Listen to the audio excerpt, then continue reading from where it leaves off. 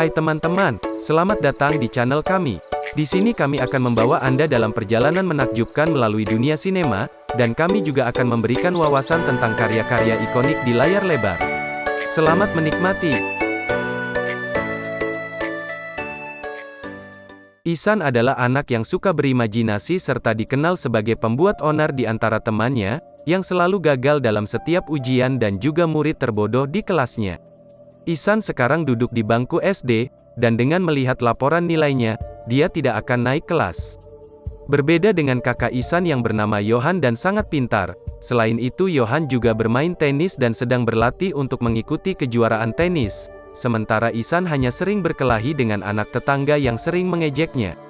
Suatu hari, ibu Ihsan berkeluh kesah pada suaminya yang bernama Nan Kishore, karena mereka harus meminta maaf pada ibu orang lain atas kelakuan Ihsan.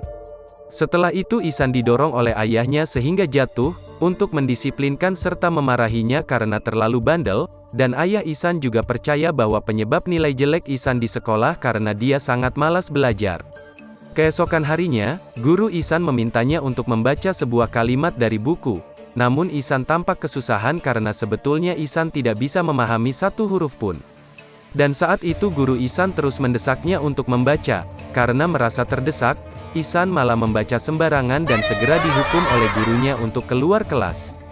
Bukanlah hal baru bagi Ihsan untuk dihukum, justru Ihsan lebih sering dihukum di luar kelas, karena gurunya menganggap Ihsan mengganggu kegiatan belajar. Namun hari itu Ihsan belum mengerjakan PR-nya, dan untuk menghindari hukuman, Ihsan segera melarikan diri dari sekolahnya, sekaligus menghabiskan waktu sampai jam pulang sekolah. Ihsan menikmati harinya dengan membeli es krim, melihat laut di pantai, serta duduk bersantai-santai, dan Ihsan masuk ke bis sekolah saat jam pulang bersama teman lainnya. Saat di rumah, Ihsan membuat lukisan yang bagus karena dia menyukainya, serta daya imajinasi di pikirannya membuatnya sangat hebat dalam melukis. Tak lama ibu Ihsan Maya, mencoba membimbingnya dalam mengerjakan PR-nya, namun terlihat tulisan tangan Ihsan yang tak beraturan dan dia tak bisa menyebutkan satu huruf pun. Yang membuat ibunya marah dan ingin menghukumnya.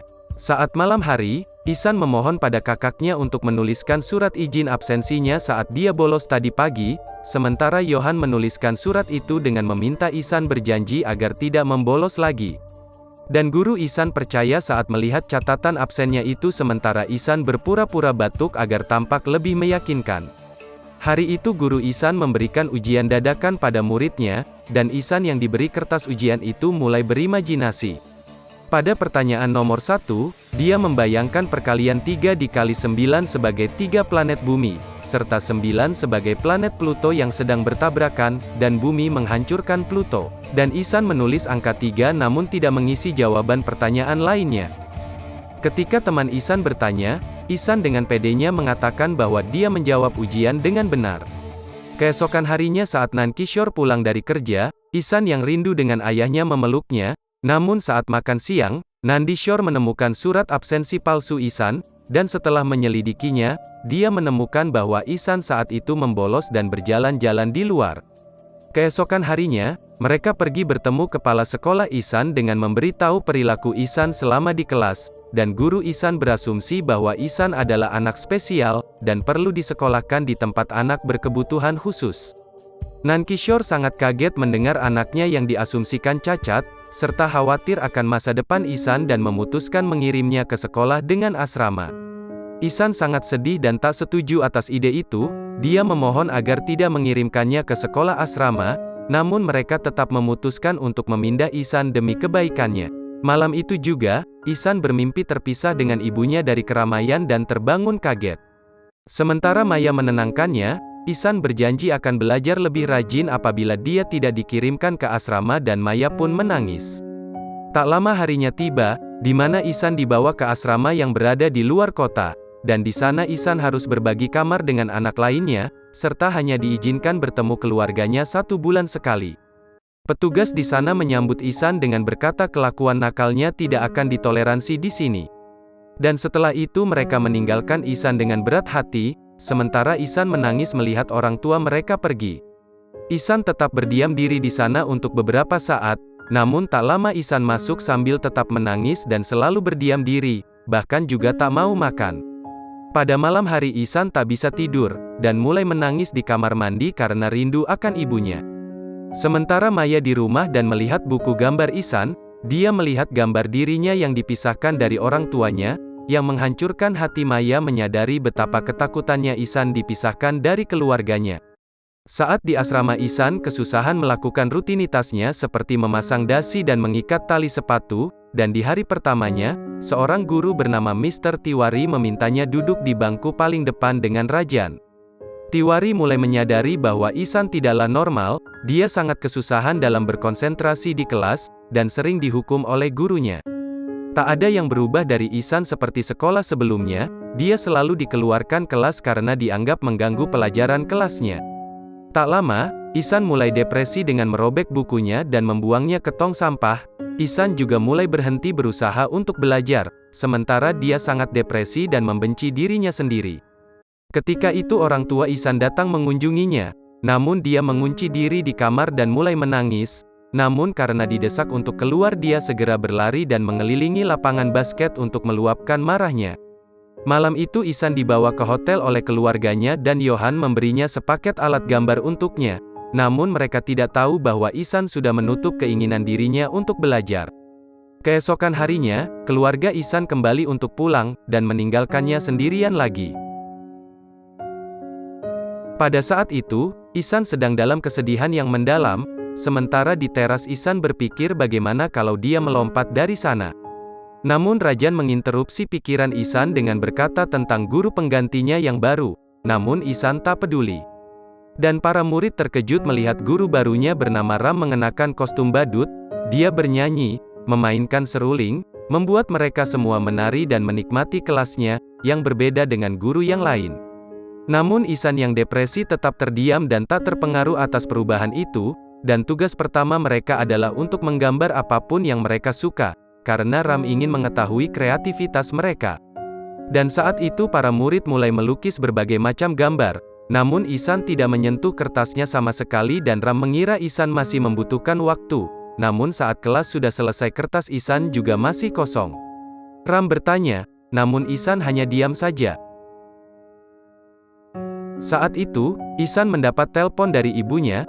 Maya berkata bahwa mereka harus menunda kunjungan ke asramanya, karena kompetisi tenis Johan sedang berlangsung. Ihsan sedih karena keluarganya tak peduli padanya, dia meneteskan air mata dan pergi begitu saja. Keesokan harinya, Ram melihat Ihsan sedang berlutut di depan kelas, karena perilakunya yang aneh. Ram bertanya pada Rajan tentang kehidupan Ihsan. Rajan memberitahu bahwa Ihsan kesulitan dalam mengenal huruf seberapa sering pun dia mencoba. Kemudian Ram segera melihat buku lama Ihsan dan menemukan pola kesalahan yang selalu sama. Meskipun begitu, Ram belum bisa mengetahui permasalahan Ihsan. Dan karena Ram pernah mengalami kejadian yang sama sewaktu kecil, dia sangat perhatian pada Ihsan. Seminggu kemudian, Ram sudah menemukan apa masalah Ihsan dan pergi menemui orang tuanya. Mereka menyambut Ram dan membiarkannya melihat kamar Ihsan yang penuh lukisan, yang membuatnya semakin sedih karena Ihsan kehilangan minat pada hobinya karena tekanan mental.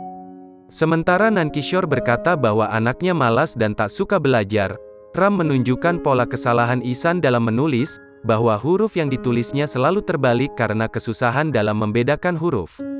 Tetapi Nankishore hanya percaya bahwa Ihsan malas, dan Ram tak setuju akan itu dengan memberitahu bahwa Ihsan mempunyai kondisi neurologis yang disebut disleksia, yang menyebabkan dia tak bisa memahami bentuk seperti angka dan huruf, bahkan tak bisa mengikat tali sepatunya sendiri, dan ini menyebabkan Ihsan sangat menderita karena tak ada satu orang pun yang mengerti keadaannya, dan semua orang selalu menganggapnya malas belajar.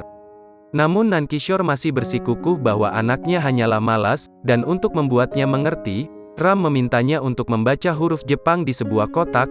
Ketika Nankishore tak paham huruf itu, dia baru tersadar akan perasaan dan kebutuhan Ihsan sebenarnya. Namun ayahnya masih ragu apakah Ihsan bisa hidup hanya dengan melukis, dan Ram sangat bertekad membuktikan ayahnya salah. Keesokan harinya Ram kembali ke sekolah. Dia menceritakan para orang berhasil yang tidaklah pintar saat mereka di sekolah dengan memberi contoh para ilmuwan dan aktor terkenal, yang membuat Ihsan merasa jauh lebih baik akan dirinya. Ketika Ram bertanya siapa pencipta lampu, Ihsan menjawab untuk pertama kalinya dengan berkata Thomas Edison, dan Ram mulai melihat secercah harapan. Kemudian saat Ihsan di sebuah kolam, dia membuat kapal dengan menggunakan gelang karet dan daun untuk menjadikannya, sehingga Ram sangat terkesan dan membawanya pulang sebagai dekorasi, yang membuktikan kreativitas Ihsan perlahan-lahan sudah mulai kembali. Suatu hari, Ram pergi menemui kepala sekolah dan memberitahu mengenai keadaan Ihsan, dan mereka meminta untuk mengirimkan Ihsan ke sekolah kebutuhan khusus. Namun Ram yakin Ihsan bisa belajar di sini dengan anak normal. Dan Ram menyarankan para guru untuk mengerti masalah Ihsan serta membantunya. Tetapi kepala sekolah menolak itu, kemudian Ram menawarkan diri untuk mengajari Ihsan setiap hari dan disetujui. Mulai besok harinya, Ram menggunakan beberapa variasi metode untuk membantu Ihsan memahami huruf, dengan menggunakan kotak pasir, Play-Doh, dan banyak lagi. Ihsan juga dibantu dengan menggunakan audiobook dan tangga untuk berhitung. Hanya dalam 2 bulan, Ihsan mulai mengerti akan huruf yang guru lain tak bisa mengajarinya. Suatu hari Nankishore datang ke sekolah menemui Ram, mengatakan bahwa dia bangga akan keadaan Ihsan, dan dia ingin Ram juga mengetahui bahwa ayahnya sangat peduli pada Ihsan. Namun sebaliknya, Ram menyalahkan ayahnya karena dia adalah alasan anak tersebut kehilangan percaya diri dan itu tak bisa disangkalnya. Saat berjalan keluar dia melihat Ihsan sedang membaca tulisan di papan, dia menyesal karena tak pernah memperhatikan anaknya.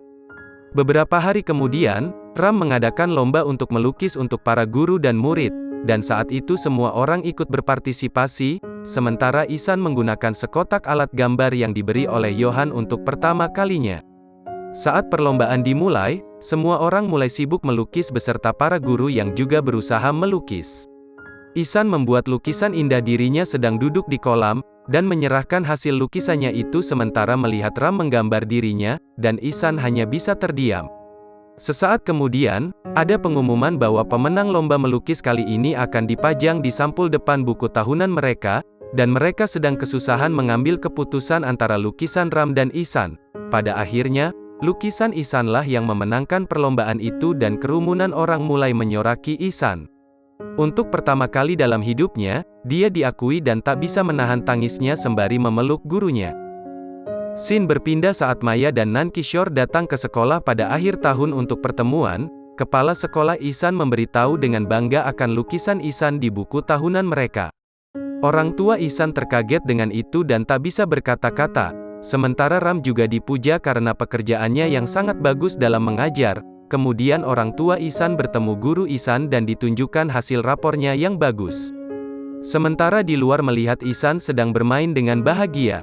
Nankishore juga berterima kasih pada Ram serta meminta maaf atas kesalahannya, dan terakhir, Ihsan mengucapkan selamat tinggal kepada Ram dan kembali ke kotanya.